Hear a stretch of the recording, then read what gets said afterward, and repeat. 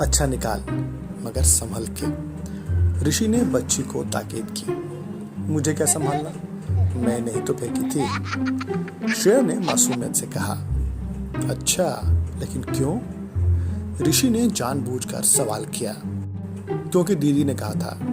श्रेया ने उसी मासूमियत से फिर जवाब दिया। ऋषि समझ गया, मगर उसने दीदी के नाम के लिए नहीं कुरेदा। बजाय नाम पूछने के उसने सीधा सवाल किया।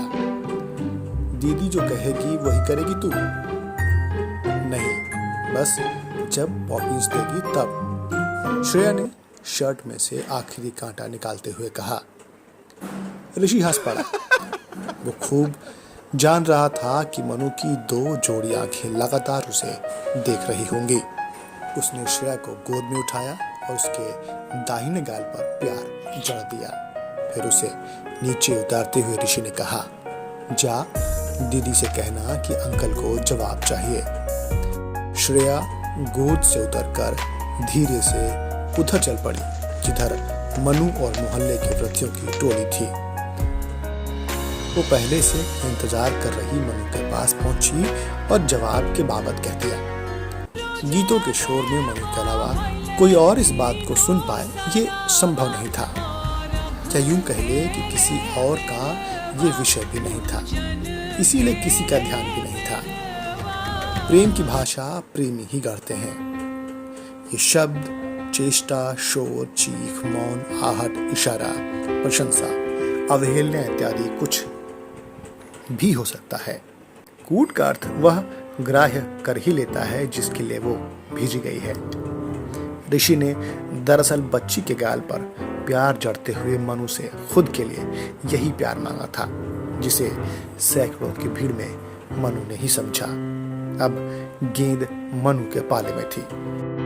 जवाब उसके पास तैयार थे, बस उसे संप्रेषित करने की विधि उसे नहीं सूझ रही थी। वो अभी भी सोच में ही थी कि उसका ध्यान एक दूसरे को सिंदूर लगाती वृत्ति औरतों पर गया। मनु की खुशी उसके चेहरे पर उतर आई। उसने झट से घाट पर पड़ी अगरबत्ती का खाली पैकेट उठा लिया और उसे खोलकर कागजनुमा बना लिया। फिर आधी बुझी अगरबत्ती की एक सलाई से उस पर 3 शब्द टांग दिए। मुंह मसूर दाल। ये लिखते हुए भी उसने अतिरिक्त सतर्कता बरती कि कोई उसे ऐसा करते न देख ले। अब मनु को बहती नदी के पानी में उतरना था। जाने से पहले उसने अपने दोस्तों से मनुहार किया, मगर कोई भी पानी में उतरने को तैयार नहीं था। एक तो कपड़े भीग जाने का डर और दूसरे ये डर कि डैम के पानी का जलस्तर कभी भी बढ़ सकता था। मनु को ऐसा कोई डर नहीं था। वो दोनों हाथों से गरारा संभाले पानी की ओर बढ़ गई। ऋषि ने उसे धीरे धीरे पानी में उतरता देखा। उसे लगा कि सूरज पानी में उतर रहा है। उसके सीने में कहीं एक हूक अटक गई। वो पानी में ही दूर दूसरे किनारे पर खड़ा मनु का इस किनारे पानी में उतरना देखता रहा। मनु किनारे से 2 कदम भीतर आई। सूर्य देव को देखते हुए आंखें बंद कर फूलों के साथ कागज का वो टुकड़ा पानी में छोड़ दिया। फूल तो फौरन ही जलमग्न हो गए, मगर अगरबत्ती के गत्ते पर लिखा वो प्रेम संदेश गरगा नदी के बहाव के साथ अपने गंतव्य की ओर बढ़ चला। इसी बीच लोगों की नजरों से बचकर दोनों आंखें एक बार मिली, जिसने ये इशारा किया कि वो कागज तुम्हारे नाम की है, उठा लो।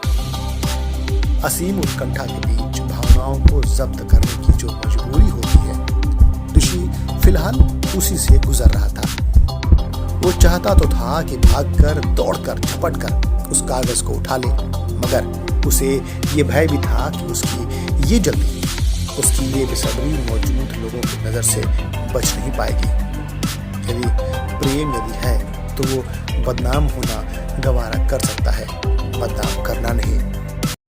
ऋषि इन्हीं मजबूरियों से बंधा कागज के अपने समीप आने का इंतजार करता रहा। मनु घुटने तक पानी में खड़ी अपने दोस्तों से बातें करते हुए भी कागज का ऋषि तक पहुंचने का इंतजार करती रही। कागज अंततः ऋषि के हाथ में आ ही गया। पढ़ने के साथ उसके चेहरे पर बनते बिगड़ते भाव मनु के चेहरे पर बज़ाहिर मुस्कुराहट लाते रहे। पढ़ने के बाद वो कागज मसल कर फेंकना चाहता था, मगर फिर उसे मोड़कर ऊपरी जेब में रख लिया। प्रेम, खुशी, गम, रिश्ते नाते, चिट्ठी पत्र, यादें वादे सब कुछ सहेजना सिखा ही देता है। वो क्षण भर को निर्भाव सा मन को देखता रहा, जिसके चेहरे पर हंसी, बदमाशी, चुहल और विजय के मिश्रित भाव तैर रहे थे।